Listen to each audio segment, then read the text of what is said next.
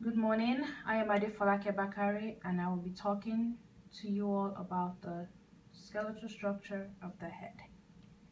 I will start with the frontal part of the head, and up top here we have the frontal bone.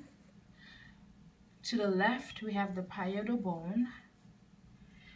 We have the temporal bone located here. Right here it's considered the nasal bone. Right inside the nasal bone, we have the ethmoid bone, we have the inferior nasal condylar, and we have the vomer bone. This whole region here is called the maxilla. Below it, we have the mandible. These holes right here are called the they're called the mental foramen. The region down here is called the mandibular symphysis.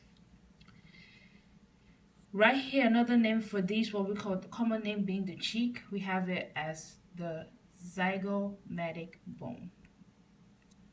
We also have the sphenoid bone, which is inside here. This region here is called the sphenoid bone.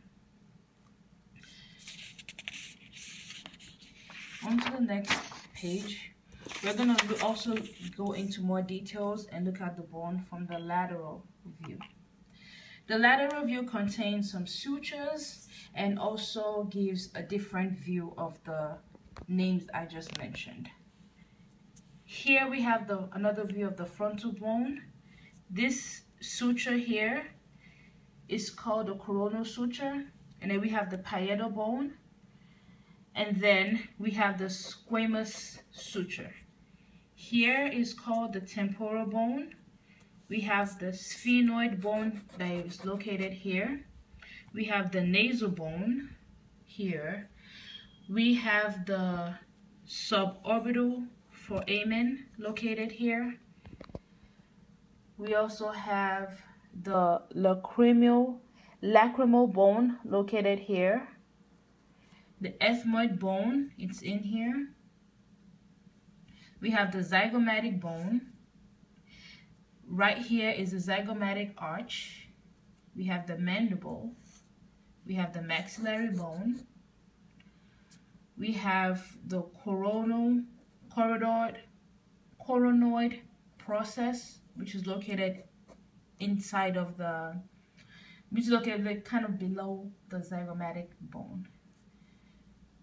Located here is the sphenoid process. The occipital bone is behind.